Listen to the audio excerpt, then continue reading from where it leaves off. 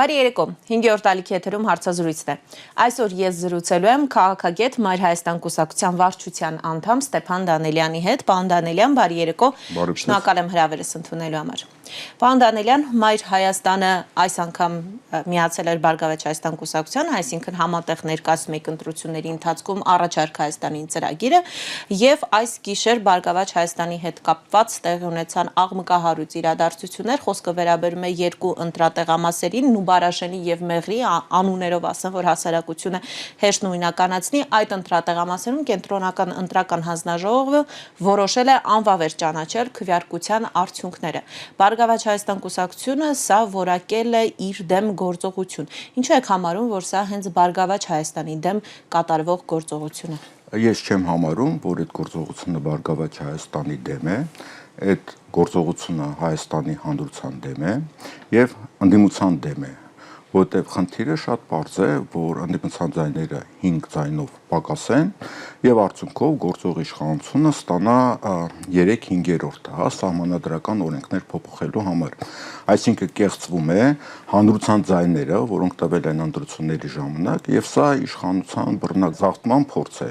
Այսինքն սա հանցագործություն է Հայաստանի Հանրապետության ժողովրդի դեմ։ Հիմա տեսեք, իշխանությունները ասում են ամենաշատը ընդդիմություններ աղաղակում այդ ընտրատեղամասերում խախտումների մասին, խոսքը զինվորականների քվեարկության մասին էր, ասում են ընդդիմությունն ասում էր զինվորականներին վերջին պահին բերել եք, ուղղորդված ստիպել եք, որ քվեարկեն քաղաքացիական պայմանագրի դեմ, եւ ձեր աղմուկինի պատասխան ԿՀ-ն գնացել է այդ քայլին, անվավեր է ճանաչել։ Հետեւաբար հիմա ինչու եք դուք դժգոհում եւ ինչու եք գտնում, որ ժողովրդի քվեն իշխանությունները գողանում են։ Որովհետեւ կային այլ տեղամասեր նույնպես, որտեղ նույն տիպի խախտումներ են եղել, նաև զինվորների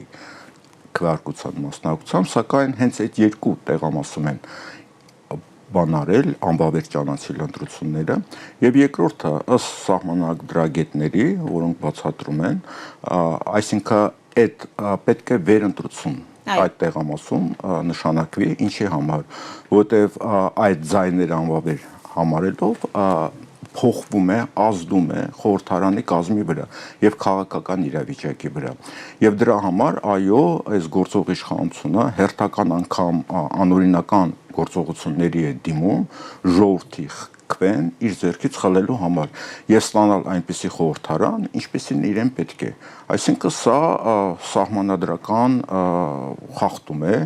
եւ ես կարծում եմ նաեւ հանցագործություն ժողովրդավարության դեմ։ Հիմա պարոն Դանելյան, տեսեք, կենտրոնական ընտրական հանձնաժողովը ասում է այս կիրակի հունիսի 14-ին կհրապարակի իր որոշումը, արդյոք այդ ընտրատեղամասերում կլինի վերաքվեարկություն, թե ոչ։ Դուք կանխատեսում եք այդ որոշումը ինչպիսին է լինելու։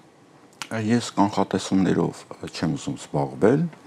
ուղղակի ես ուզում եմ ասել, արդեն ակնհայտ է այս մի քանի ամսվա ընթացքում, երբ որ մենք գնում ենք դեպի ընտրություններ եւ ընտրության ժամանակ եւ դրանից հետո տեղի ունեցող իրադարձությունները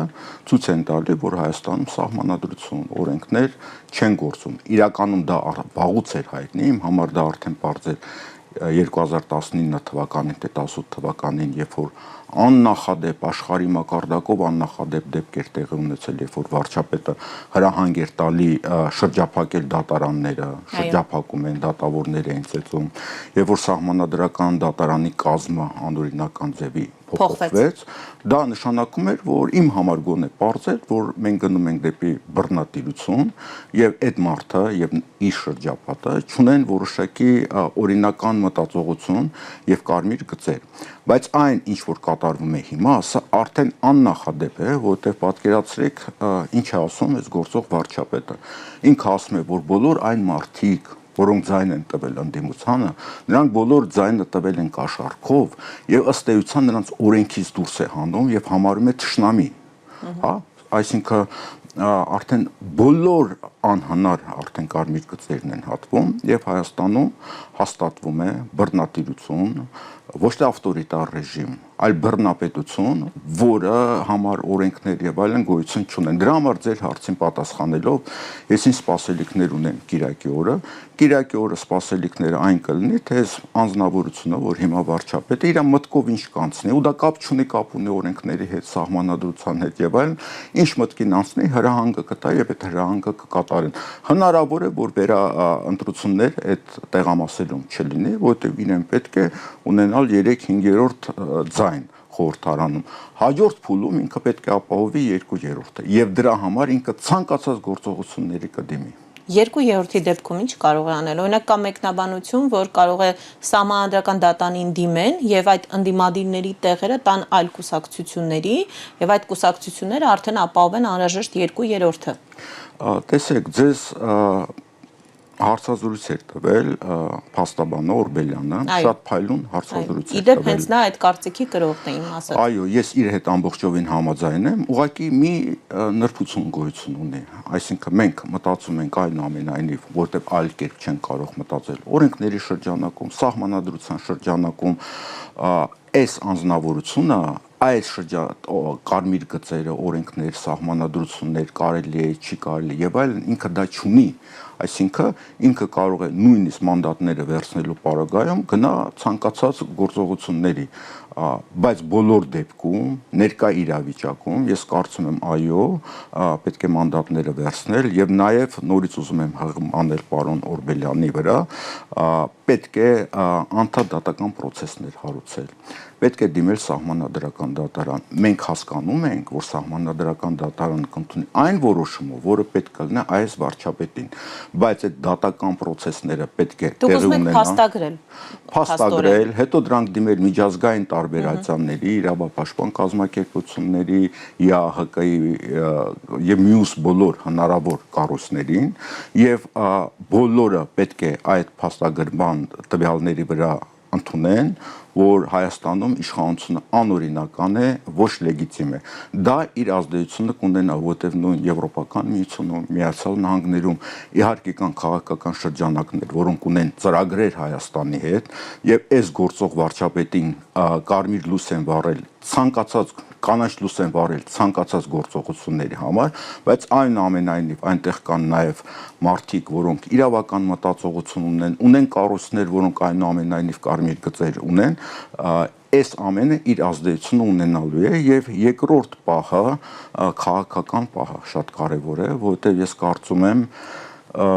այս իշխանությունը ունի որոշ ժամանակ հնարավորություն բռնատիրական եւ անօրինական կարգեր հաստատելու, բայց այնուամենայնիվ Հայաստան չունի այդ ռեսուրսները։ Այսինքն բռնատիրություն հաստատելու համար ռեսուրսներ չկա եւ Հայաստան ունի կախվածություն, մասնավորապես մենք տեսնում ենք Իրանից, Ռուսաստանից եւ այլն։ Ռեսուրս այս դեպքում ինչ նկատի ունեք։ Ռեսուրսը ես նկատի ունեմ բոլոր առումներով, հա, ես նկատի ունեմ տնտեսական առումով, ես նկատի ունեմ քաղաքական իրավիճակի փոփոխության առումով, որովհետեւ տեսեք, հիմա գնում են բանակցություններ Միացյալ Նահանգների եւ Իրանի միջեւ եւ պետք է նոր հանդիպում լինի եւ կարծես թե պայմանավորվածություններ են ձեռք բերելու, դրանից է թիպ ասացի դերը իր կորցնում է։ Ռուսաստան, Ուկրաինա, ես կարծում եմ այնուամենայնիվ հնարավոր է ամիսներ հետո գուցե աշունը դեկտեմբերին տարվա վերջ եւ այլն իրավիճակ փոխվի եւ գան սառեցման, դա նշանակում է, որ եւ նաեւ ուզում եմ ասել, որ նաեւ Միացյալ Նահանգները եւ Եվրոպայի միջեւ է հակասությունները խորանում։ Եվ այս իրավիճակի փոփոխությունը կբերի նրան, որ այդ հակասությունները, այդ ուժերի միջև կփոխեն աշխարհաքաղաքական իրավիճակը մեր տարածաշրջանում եւ այդ ժամանակ շատ կարեւոր սա կկորցնի իր հովանավորներին եւ այդ ժամանակ շատ կարեւոր կլինի որ լինի մի խորհրդարան որտեղ կա անդիմություն եւ այդ իշխանության տրանզիտը լեգիտիմ առումով իրականացվի Այսինքն անվստահություն հայտնելու միջոցով նկատի ունեք Կարևոր չէ անվստահություն հայտնելու միջոցով կարևոր չի թե գուցե խորհրդարանի մի մասը առնետավազ սկսվի եւ այլն կարևորը որ լինի խորհրդարան, այնտեղ լինեն ուժեր, որոնք կարողանան այդ տրանզիտը ապահովել, ինչպես 2018 թվականին, չէ, 7 հոգի են, չէ, կարծեմ, ելք դաշինքից, հա, 7 հոգին, որոնք պնդում էին, որ ամբողջությամբ 17-ին ձայները կեղծված են, իրենք վերցրել են մեծամասնություն, բայց իրենց ընդամենը տրվել էր այդ մի քանի մանդատը։ իրավիճակի փոփոխության հետևանքով եւ այդ իրավիճակը այդ փողոց չէր, նաեւ աշխարհակաղակական իրավիճակի փոփոխության հետևանքով տեղի ունեցավ այն, ինչ որ տեղի ունեցավ եւ շատ կարեւոր էր, որ խորհրդարանում լիներ անդիմություն, թեկուզ 7 հոգի։ Այս իրավիճակում ես կարծում եմ, որ գուցե ամիսներ հետո իրավիճակ փոխվի աշխարհակաղակական, որտեղ այս ռեժիմի հիմքը աշխարհակաղակական աջակցությունն է։ Այդ ժամանակ կարևոր է լինելու հենց այդ անդիմության ներկայությունը խորհրդարանում։ Պարոն Դանիելյան, բայց մինչև դրան հասնելը տեսեք, հիմա այս պահին հարցը դրված է արդյոք Բարգավաճ Հայաստան կուսակցությունը կանցնի խորհրդարան, թե ոչ։ Մենք իհարկե նաև ես ուզում եմ անդրադառնանք այդ անցնել չանցնելու հետ կապված նաև մի շարք այլ հարցերի, բայց մինչև այդ փուլ հասնելը, եթե Բարգավաճ Հայաստան կուսակցությունը կարողանում են այնպես անել, որ չանցնի խորհրդարան, արդյոք այլևս անիմաստ չէ քննարկել ընդդիմության մանդատ վերցնել, չվերցնելու հարցը, թե նույնիսկ այդ դեպքում ընդդիմադիր մյուս երկու խմբակցությունները պետք է վերցնեն մանդատները։ Ձեր ասածը հիմք կունենար, եթե հստակ լիներ մանդատը չվերցնելուց հետո ինչ են անելու։ Տեսեք, դուք ասեցիք, չէ, որ Մայր Հայաստան ընտրությունների գնացել էր Բարգավաճ Հայաստան կուսակցության հետ։ Ինչի համար։ Որտեղ մենք հասկանում ենք, որ Հայաստանում ստեղծվել է մի իրավիճակ, որտեղ 19-20 կուսակցությունների մասնակցությունը դա սխալ է, որտեղ մենք ունենք գոյաբանական խնդիր եւ պետք է այս իշխանությանը հեռացնել։ Այդ առումով պետք է վերկուսակցական միավորումներ ստեղծել։ Դա տեղի չունեցավ եւ 19 մասնակից էին, չէ՞, ընտրություններին։ Հանած 1, Ալյանսը հանած 18 կուսակցություն։ 18 կուսակցություններ են, բայց այնուամենայնիվ անդիմադիր հիմնական կուսակցությունները պետք է միասնական շտաբ ձևավորեն միջև ընտրությունները։ Ինչի համար, որտեղ իրենք առանձին չեն, չէ՞, պայքարում իշխանությանը։ Իրենք պայքարում են, որ անդիմությունը միասնական ձևով պետք է հաղթի իշխանությանը։ Հիմա այդ շտաբը եւ ուղեղային կենտրոնը չձևավորվեց, այսինքն միասնական ճակատով չէր ընթանում, հա, այդ պայքարը։ Ինչ պետք է աներ այդ շտաբը։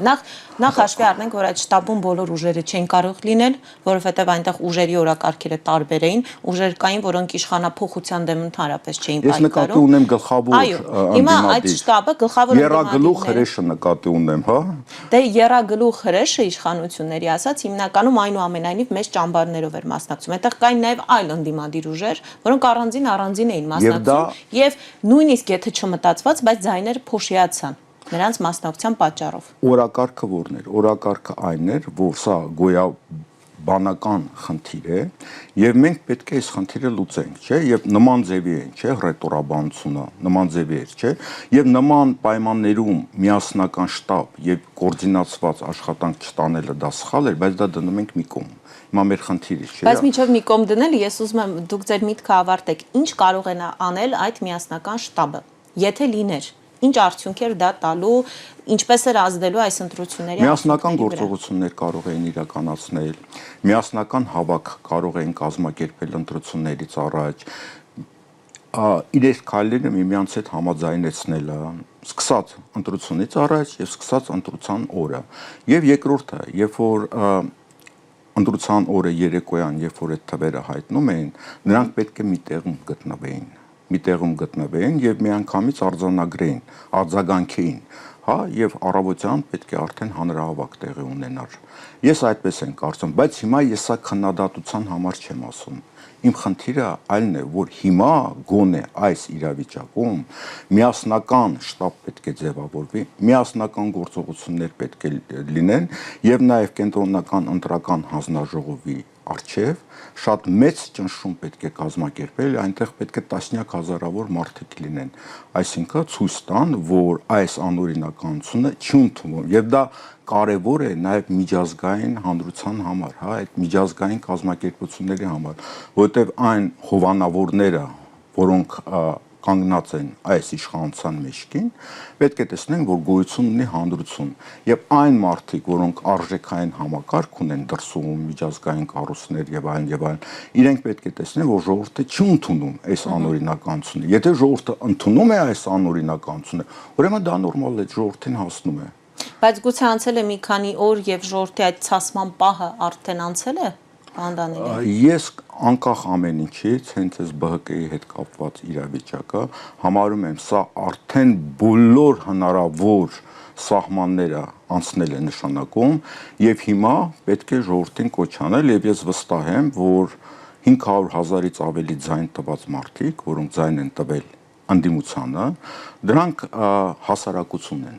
Ես կասեմ ինչ նկատի ունեմ, որոնք ունեն արժեքային համակարգ, արժանապատվություն եւ այլն, եւ նրանց գոնե մի մասը անպայման փողոց դուրս կգա։ Իսկ այն հատվածը, որը ձայն է տվել անդիմությանը, դա շատ հետաքրքիր հատված է, որովհետեւ ես պայմանական թվեր եմ ասում, հա, այդ թվերը պայմանական համարեք։ Ուրեմն եւ նախորդ իշխանությունների ժամանակ եւ հիմա կամ մոտ 250-300,000 մարդիկ, որոնք ընտրությունների ժամանակ ցանկացած իշխանության պարագայում գնում են պայմանավորվածությունների, հա, այսինքն դեռ մեկը տանիքը պետք է վերանորոգի ինչ-որ գյուղում, մեկը ինչ-որ զինվոր ունի, մյուսը ինչ-որ կալանավայրում մարդ ունի, մեկին ինչ-որ տարածք են սեփական այսինքն ընտրում են իշխանությանը։ Այո, սա ոչ գաղափարը, դա բնակչությունն է, հա, պայմանական ասած, որոնք արժեքային համակարգը բավականին հեղեղուկ է։ Եվ կան պետծառայողներ, դա պետական ռեսուրսն է, հա, եւ ես կարծում եմ, ռեալ այս իշխանության կողմնակիցները ռեալ մոտ մի 300-350,000 են։ Մնացած այդ ադմինիստրատիվ ռեսուրսն է եւ այն բնակչությունն է, որը ընտրությունների ժամանակ գնում է պայմանավորվածությունների։ Իսկ 520 քանի հազար, եթե չեմ սխալվում, ձայները ընդդիմադիր, որոնք տվել են, այդ մարդիկ են, որոնք չեն գնացել պայմանավորվածությունների, որոնք ունեն արժեքային, ասենք սա հասարակությունն է, նա բնակչությունն է։ Եվ այդ առումով ես կարծում եմ, եթե դիմեն հասարակությանը, ապա հասարակության միստվար զանգված բնականաբար փողոց դուրս գա, մարդիկ ասում են փողոց դուրս գա ինչ անի, հա, հեղափոխություն են անելու, շենքեր են գրավելու, ոչ, փողոց դուրս գան, ցույց տան իրենց անհամաձայնությունը եւ դա հիմք կտա նաեւ միջազգային կառույցներին եւ այլն, որ այս մարդը չունի հեղինակություն հասարակության մեջ, այս անօրինականությունների չի ընդունվում եւ այս իշխանության լեգիտիմությունը հարցականի տակ է դրվում առաջերտին հասարակության կողմից, որը ազդելու է նաև միջազգային հանրության վերաբերմունքի վրա։ Պարոն Դանիելյան, ձեր այս ասածների հետ կապված երկու հարց։ Նախ, երբ հաշվարկները ներկայացնում եք, օրինակ, քանի տոկոսն է, որ գնում է պայմանավորվածության իշխանությունների հետ, քանի տոկոսն է վարչական ռեսուրսով գալիս եւ ընտրում, սա փորձելով իրար գումարել, մենք կարող ենք մոտավոր ասել, թե օրինակ իշխանությունը քանի տոկոսն է կեղծել իր ստացած քվեների, որովհետև ես նկատեցի, որ ուժեղ Հայաստանն ասում է առնվազն 100,000 քվեն մեզ համար կասկածելի է։ Այսինքն միայն այդ 100,000-ի հետ է կապված խնդիրը, մնացածը հստակ իշխանական քվեներ են։ Անահիտ, ուրեմն երբ որ իրենք ասում են 100,000 քվե կասկածի տակ է, գուցե իրենք աշխատել են, դաշնային աշխատանք են տարել եւ տիրապետում են, որ այդտեղ եղել են կեղծիքներ։ Մենք տեսնում ենք, չէ, երբ որ վերահաշվարկ է գնում, դեռ նաեւ տեղերում է մանիպուլյացիաներ տեղի ունեցել։ Բայց ես խոսում եմ ոչ դրա մասին։ Ուրեմն այն մի պայմանական թվեր եմ ասում, 250,000-ը, որոնց հետ պայմանավորվածությունների են եկել, որտեղ տարբեր շրջաններից ինձ տեղեկացնում են, մասնավորապես ինձ, որ տուն արտուր ԿՊԱ-կանները, գյուղապետները, մարզպետները մտնում են եւ պայմանավորվածություններ են ձեռք բերում, տարբեր տիպի պայմանավորվածություն։ Եվ սա ասում եմ, սա ոչ միայն գործող իշխանությանն է բնորոշ, սա նաեւ նախկինում է եղել, հա, դա որոշ գնահատականները 250-ից 300,000 ձայն է։ Սա կեղծած ձայներ չեն։ Հա, սա հասկացա։ Սա հստակ պայմանավորված։ Դրան գումարեց մի 100,000 եւ երևի մի 100,000 ես իմ պետական ծառայողներն են, որոնց վրա ճնշումներ են գործադրվել եւ նաեւ շատ հետաքրքիր հոգեբանական նրբություն կա։ Եթե դպրոցների, մանկապարտեզների տնօրեններին օգտագործել են, որ երեխաներին հավաքների բերեն, իրեն գան ցուցակով եւ դա հանրայնացվում էր, արդեն գիտեին անուն ազգանուններով։ Այդ մարդիկ արդեն հասկանում են, եթե իշխանությունը փոխվի, իրենց կարող է պատժեն, աշխատանքից անեն, չէ, հոգեբանորեն իրենք արդեն դառնում են այս իշխանության կողմնակիցներ։ Հաշվի առնենք մի 100 քանի 150,000, հա, այս պայմանական թվեր եմ ասում։ Այս իշխանության ռեալ աջակիցները համոզմունքներից ելնելով դա մոտ 300-350,000-ն է։ Որ համոզմունքներ են։ Համոզմունքները բարձր մի մասը վախենում է պատերազմից, որ իրենց ներշնչել են, որ գիտեք ինչ հիմա զիջումներ կանենք, տարածքներ կհանձնենք, անկլավներ կտանք, էս կտանք, այն կտանք, կմտնենք թուրքական աշխարհը մեզ գազ կտա, նավթ կտա, հացահատիկ կտա եւ այլն, բայց պատերազմ չի լինելու։ Այդ մի հատվածն է։ Մի հատվածն է, որը համարում է իր թշնամին, ասենք Պուտինն է եւ Ռուսաստանն է, եւ իրենք համոզվել են, որ իրենք գնալու են Եվրոպական միություն։ Այս պատրանքի տակ են մտել, դրան գաղափարական մասն են, հա, ասենք կամ համոզմունք ունեցողները։ Այս առումով ես ասում եմ, անդիմության ռեալ կողմնակիցների քանակը ավելի շատ է, քան իշխանության ռեալ կողմնակիցների քանակը։ Եթե իշխանությունը փոխվեր, այն պայմանական 300,000-ը ձայն է տալու հաջորդ իշխանությանը։ Այսինքն, եթե խոսքը գնում է նրա մասին, որ կոչ արվի ժողովուրդը դուրս գա, հանրահավաքի, ուղղակի իր վրթովմունքը հայտնի, ուրիշ ոչ մի բան, եւ դա միջազգային հանրությունը տեսնի, իրենք կտեսնեն, որ հանրությունը չի ընդունում եւ իրենց վերաբերմունքի վրա դա կունենա ազդեցություն։ Հիմա գալով իմ երկրորդ հարցին, տեսեք, եթե ասենք 500,000-ից ավելի մարդ, պայմանական 550,000 մարդ, օրինակ, ընտրել է ընդդիմությանը։ Հիմա այդ մարդկանց պիտակավորում են, ինչպես դուք էլ նշեցիք, որ նրանք ընտրակաշառք են վերցրել եւ գնացել ընտրել են ներողություն ընդդիմությանը։ Այսօր իդեպ Ալեն Սիմոնյանն ասում է, այս աղմուկը, որ դուք բարձրացրել եք, դուք ցանկանում եք պարզապես իրավապահ համակարգի ուշադրությունը շեղել ձեր բաժանած ընտրակաշառքներից եւ այլն, բայց բոլորդ նստելու եք մեր ուշադրությունը չեք շեղելու։ 500,000-ից ավել մարդ նստելու է եւ այդ գործընթացը արդեն սկսված է։ Ես պարոն Դանիելյան, հիմա հարցս հենց դա էր։ Դրանից հետո, երբ մարդկանց պարտում են, ասում են, եթե դու ընտրել ես ընդդիմությանը, ուրեմն դու կաշառք վերցնող ես, իսկ մենք գիտենք, որ կաշառք վերցնողը նույնպես գնում է քրեական պատասխանատվության։ Դուք հանցագործ եք։ Ահա բեկվելուց հետո մարդը դուրս կգա փողոց իր քվեի համար պայքարի, թե կասի մի րոպե, ես դուրս չգամ եւ չնույնականացվեմ, որ ես ընդդիմություն ընտրող եմ, որովհետեւ գուցե եւ իմ հետևից էլ հիմա գան։ Մեզ նման բավականին շատ մարդիկ կան, որոնք չեն վախենում եւ դուրս կգան։ Դուրս գալու իմաստն էլ ոչ թե այն էր, որ դուրս գալ շենքեր գրավել եւ այն, դուրս գալ ցույց տալ, որ մենք դա չենք ընդունում։ Եվ նաեւ բնականաբար ես ձեզ համաձայն եմ, վախի մթնոլորտ են փորձում ստեղծել, մասնավորապես այդ անհեթեթ մեղադրանքը Անդրանիկ Թևանյանի հանդեպ, այսինքն պետական դավաճանություն, լրտեսություն, բայց երբ որ փաստաբանները, հա, նույն Օրբելյանը եւ մյուսները շատ լավ փաստաբաններ են, երբ որ ասում են, այո, դեռ կա քննության գաղտնիք եւ մենք իրավունք չունենք դա հանրայնացնել, բայց եթե քննության գաղտնիք չլիներ, նյութ չկա հանրայնացնելու։ Այսինքն, ասա այսպես թե այնպես, այնտեղ նյութ չկա։ Հա, եւ նենց այսինքն պատրանք են փորձում ստեղծել, որ կա այնպիսի աղմկահարություն, հանցաբանը մեղադրանք են դրել կամ այսօր նախկին պատգամավոր Արեգնաս Մանուկյանի տունը խուզարկություն է իրականացնել, դուք հասկանում եք, որ երբ որ մտնում են ձեր տուն առավոտ շուտ խուզարկություն են սկսում, դա հոգեբանական ստրես է, չէ՞։ Եվ հետո կանչում են հարցաքննության ժամանակ իհարկե այնտեղ էլ գաղտնիք կա եւ նույն Արեգնազը եւ փաստաբաններ իրավունք չունեն ասելու, բայց այնտեղ էլ նյութ չկա, այնտեղ էլ ոչինչ չկա, իհարկե վկայի կարգավիճակով։ Ինչի համար է այդ ամեն ինչը արվում։ Այդ ամեն ինչը արվում է հենց ձեր ասացի համար, ահաբեկման, հանրությունը ահաբեկելու եւ դրա մեջ մոտ ահա տեսեք օրինակներ էս մարդկանց ծանրագույն հանցագործության մեջ ենք մեղադրել, մյուսներին կանչում ենք հետաքննության, 750-ից ավել շտաբի աշխատողներ, շտաբի պետեր եւ այլն ընդդիմությունների ժամանակ ձերբակալել են, տներում հարյուրավոր մարդկանց խուզարկություններ են իրականացնել, խոչընդոտել են ընտրական գործընթաց եւ նույնիսկ ԵԱՀԿ դիտորդները սա համարում են ոչ մրցակցային ընտրություն, այսինքն ընտրության ամբողջ իմաստը որն է, մրցակցությունն է, չէ՞։ Եթե մրցակցությունը չկա, ապա ընտրություն չկա, չէ՞, այսինքն ընտրությունը կեղծված է ոչ միայն քվեների առումով, այս մթնոլորտի առումով է կեղծված։ Եվ եթե կա վախեցած հասարակություն, ապա այդ հասարակությանը հասնում է։ Եթե այդ հասարակությունը ցույց է տալի, որ ինքը վախեցած չի, դա արդեն չի անցնում այդ հասարակության հետ հաշվի են նստում։ Ես կարծում եմ, նորից եմ կրկնում, որ ընդդիմությունը պետք է միասնական շտաբ ձևավորի, չէ, Բայց նաև կոչ անի այդ մարդկանց։ Նու կոչ անի, Դեռ փողոցներ լցնելու կոչ մենք չենք լսել, այսօր ԲՀԿ-ն ակցիա իրականացրեց ԿՀ-ի դիմաց, բայց այդպես մասշտաբային կոչ չենք լսել։ Ինչի համար է։ Շտաբը պետք է լինի որոշումների ընդունման համար, եւ այդ շտաբում պարտադիր չէ երեք ուժերը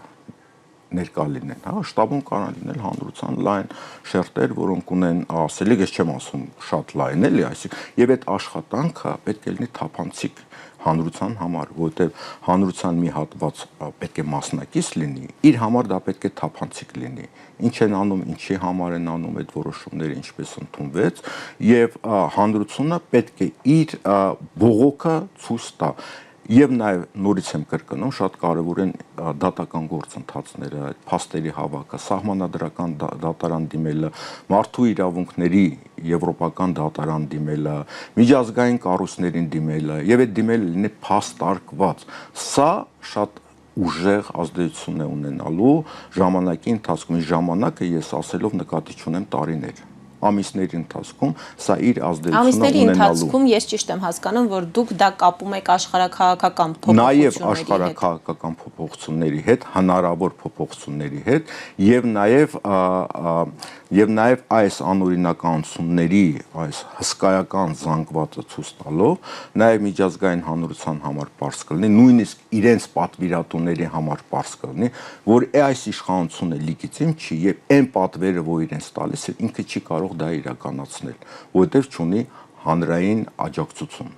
Նորից եմ ասում, իշխանությունը, դուք ասում եք պատվիրատուների, տեսեք, իշխանությունը լեգիտիմ չլինելու համար շատ լավ գիտեք, որ կա նաև կոչ մանդատներ չվերցնելու, արդեն դուք ձեր տեսակետը հայտնեցիք դրա հետ կապած, բայց նաև մեր աչքի առաջ կա Վրաստանի օրինակը, երբ արևմտամետները չվերցրին իշխանություն, դրանից հետո հենց արևմուտքի հորդորով նրանք չվերցրին նաև մանդատները։ Այսինքն այս դեպքում արևմուտքի գնահատմամբ իշխանությունը լեգիտիմ չդարձավ հենց այն պատճառով, որ չվերցրին մանդատները եւ չգնացին։ Գուցե նաև այդ ուղղությամբ պետք է մտածել, որ երբ չեն վերցնում մանդատները, նաև արևմուտքին է ազդակողվում, որ մեզ համար էլ այստեղ, այս նկատի ունեմ ընդդիմության համար այստեղ իշխանությունը եւ այս ընտրությունները լեգիտիմ չեն։ Շատ լավ օրինակ վերեցիք Վրաստանի օրինակը, որովհետեւ առաջինը այդ ուժերը, որոնք մանդատը չվերցրին, հիմա շատ վատ վիճակում են հայտնվել։ Իշխանությունը նորմալ աշխատում է, Վրաստանը լուսանցքում են հայտնվել։ Լուսանցքում են հայտնվել, մի մասը փոշմանել ուզում է վերցնել, իշխանությունը լեգիտիմ է, իր հետ խոսում են բոլորը, եւ արևմուտքը, եւ արևելքը, եւ հյուսիսը, եւ հարավը, մեծ տնտեսական պայմանագրեր են կնքում Վրաստանի հետ։ Վրաստանում տնտեսական շատ բարձր աճ է, շատ կարևոր լոգիստիկ ծրագրեր են իրականացվում, դա չի խանգարում Վրաստանի իշխանությանը գործել եւ գործել բավականին հաջողակ։ Եվ երկրորդ ոչ լեգիտիմ։ Վրաստանի օրինակը հենց այն է, որ մանդատ չվերցնելը ինչ փակուղի է մտցնում անդիմությանը եւ երկրորդ պահը դուք ասում եք, չէ, արևմուտքի կոչ արեց չվերցնել մանդատները եւ իրենք չվերցրեցին, իրենց աջակցում են, հա, աջակցությունը ոչ մի հետևանք չունենում, արդյունք չունեն, բայց արդյոք արևմուտքը կաջակցի Հայաստանի ընդդիմությանը, եթե մանդատները չվերցնեն։ Բնականաբար ոչ, այդ դեպքում իմաստը որն է։ Չէ, ես նկատում եմ նրանց նույն գործիքակազմից օգտվի այստեղ ընդդիմությունը։ Իմաստը, Եվ ներողություն եւ փաստարկվի, ասվի, եթե օրինակ դուք Վրաստանում, երբ ընդդիմությունը չի վերցնում մանդատները եւ դուք համարում եք, որ ոչ լեգիտիմ է այդ իշխանությունը, ուրեմն այս դեպքում էլ մենք չենք վերցնում եւ արևմուտքի համար պետք է հստակ գնահատական, որ այս իշխանությունը ոչ լեգիտիմ է։ Այսինքն այստեղ երկակի ստանդարտների խնդիրներ դրվում։ Չէ, ես համաձայն չեմ, որովհետև ոչ լեգիտիմությունը պետք է փաստարկված լինի դատական գործընթացներով եւ այլն։ Եվ երկրորդը, Վրաստանում պերմանենտ շատ հոծ ցույցեր են տեղի ունենում, ցույցեր կան, որ 100,000-ից ավել մարդ է մասնակցում։ Ինչ արդյունք, զրոյական արդյունք։ Եվ ի տարբերություն Վրաստանի իշխանությունների, որոնք ունեն այնուամենայնիվ կարմիր գծեր, ինչ որ բարոյական սկզբունքներ, մենք Հայաստանում ունենք մի անձնավորություն, որ որևէ կարմիր գիծ չունի եւ որը այնպեսի ծուղակում է գտնվում, որ գնալու է միջև վերջ բոլոր հնարավոր քայլերին։ Լավ, այդ դեպքում, եթե դուք դա գիտեք, որ գնալու է միջև վերջ, ձևավորվում է միասնական շտաբը, կոնսուլտացիաներ են տեղի ունենում, հետո ինչպես պետք է պայքարեք նրա այդ բոլոր գործողությունների դեմ, այդ թվում միջև վերջ գնալու։ Արդյոք մեր ընդդիմությունը այդ պլանները ունի։ Անահիտ, նախ այդ պլանները պետք է ունենալ։ պլանները ունենալու համար պետք է լինի սեղան, որտեղ նստած են մարդիկ եւ պլաններ են գծում։ Առանց դրա հնարավոր չէ այդ պլանները։ Բայց ավելի շուտ ինձ թվում է պետք է գծվեին այդ պլանները։ Շուտ պետք է գծվեին, մենք խոսեցինք, որ դա սխալ էր, բայց հիմա այնուամենայնիվ պետք է։ Եվ երկրորդը, մենք խոսեցինք աշխարհակահաղական հնարավոր փոփոխությունների մասին, մենք չենք խոսում տնտեսական ճգնաժամի մասին։ Բյուջեն դատարկ է, որտեղ այդ առողջապահության այդ ապահովագրությունը, որ մտցրեցին, թոշակների բարձրացում, որը լավ բան է, հա, մեր թոշակառուների համար, մեր տարիքով մարդկանց համար, որ իրենք ունեն այդ հնարավորությունը, բայց դա բյուջեում նախատեսված չի եղել։ Այս ընտրությունների ժամանակ ահավոր քանակությամբ գումարներ է ծախսվել եւ դեռ պետք է քննել ու նաեւ ընդդիմությունը խորհրդարանում այդ հնարավորությունը կունենա քննել, թե բյուջեում ինչ անօրինական քայլեր է կատարվել։ Դա նույնպես այդ հնարավորությունը տալիս է։ Եվ սա բերելու է տնտեսական ճգնաժամի եւ բերելու է նաեւ ինչի համար այդ ռուսական սանկցիաները Հայաստանի գյուղմթերքի 98%-ը իրացվում է ԱՊՀ երկրներում, ԵԱՏՄ երկրներում, հիմնականում Ռուսաստանում։ Ալկոհոլային խմիչքները, որ էլի գյուղատնտեսության հետ կապ ունի, 78%-ը։ Սա կարող ենք շարունակել, հա, էլեկտրաէներգիա, գազ եւ այլն եւ այլն։ Այսինքն այս ամենը բերելու է աշնան վերջ եւ դեկտեմբերից սկսված ծայրահեղ տնտեսական խնդիրների։ Իսկ արևմուտքը չի հովանավորելու, որ մեղմացվեն հետևանքներ։ Մենք տեսանք հենց ընտրություններից 1-2 օր առաջ գումար հատկացրեցին Հայաստանի, $50 միլիոն։ Դե հետո գուցե ավելի շատ հատկացնեն։ 1.5 միլիարդի դիմաց, հա, եւ նաեւ այդ մարդիկ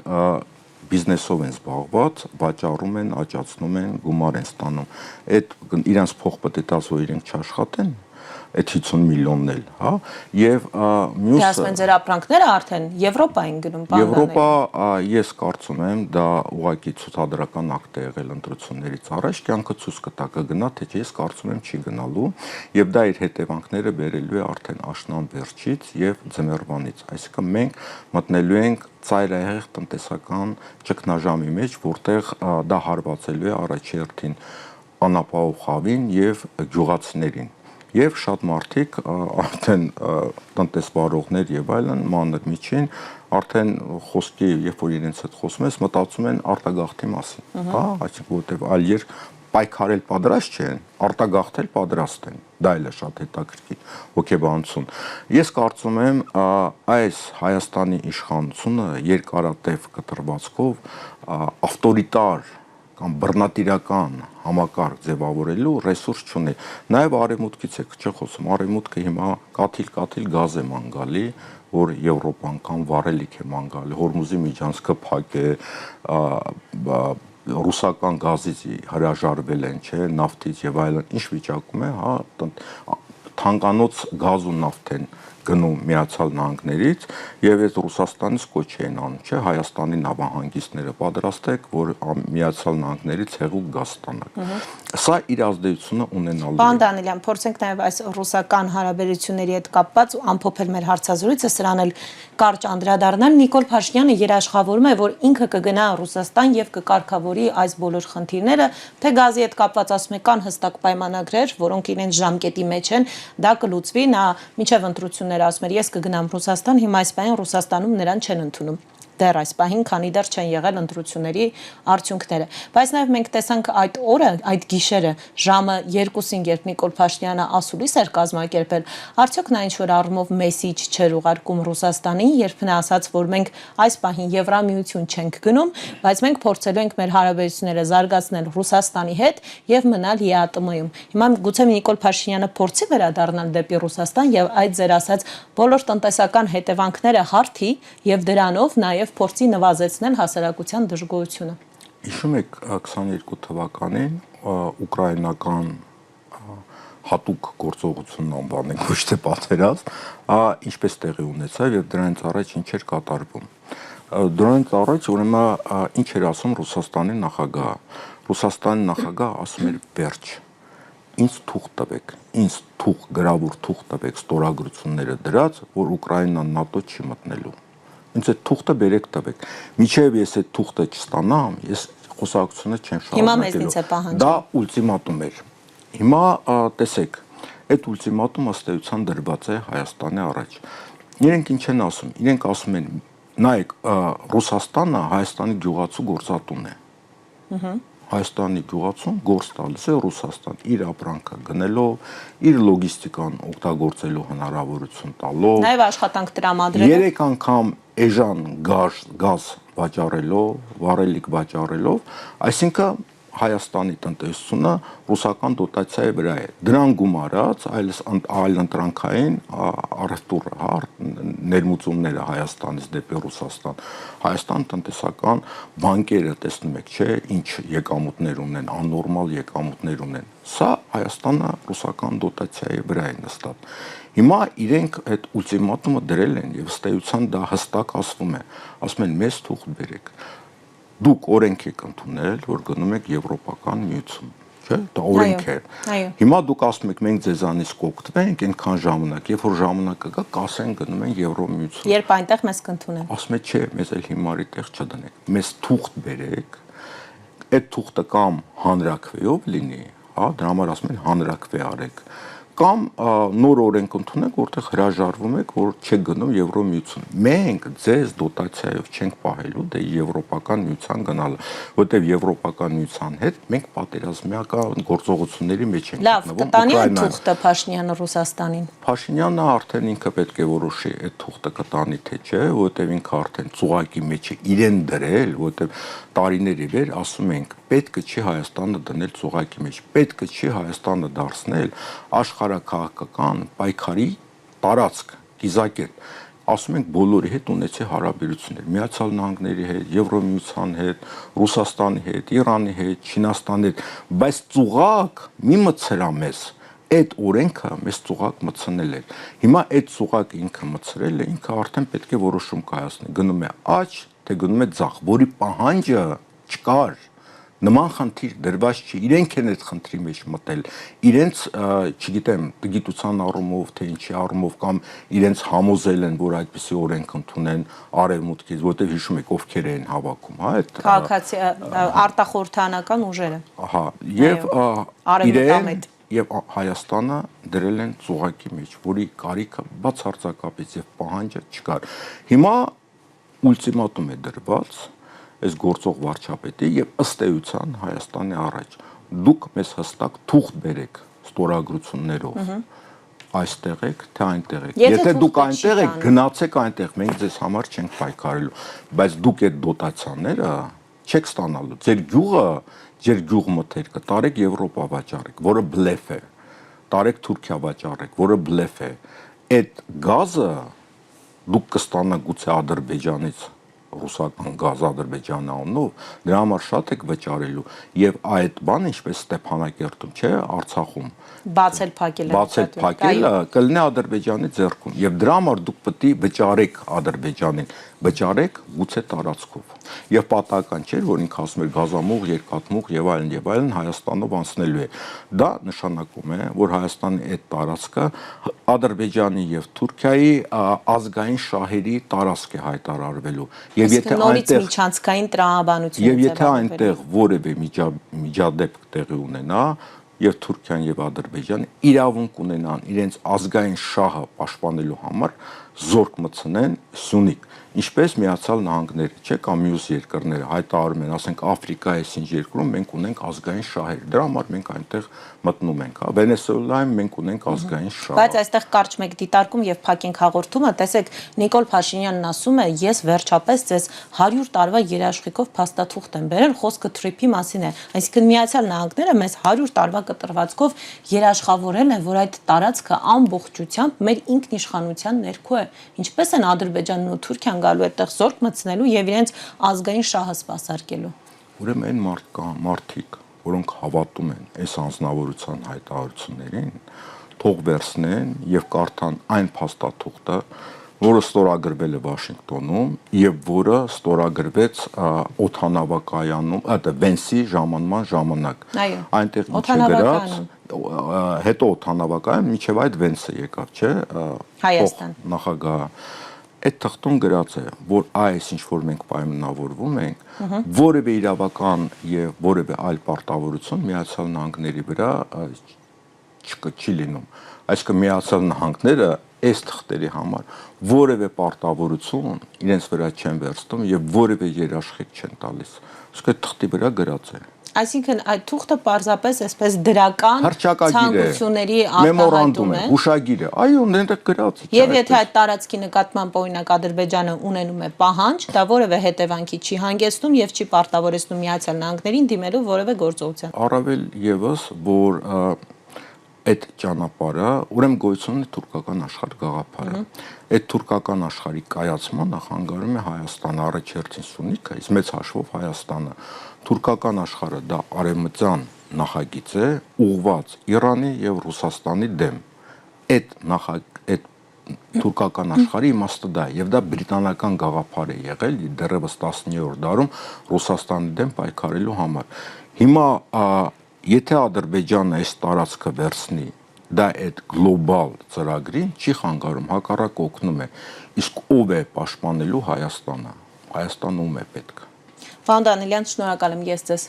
Ես հիշեցնեմ, որ զրուցում էի քաղաքագետ Մայր Հայաստան կուսակցության վարչության անդամ Ստեփան Դանիելյանի հետ։ Մենք կհանդիպենք, լավ եղեք։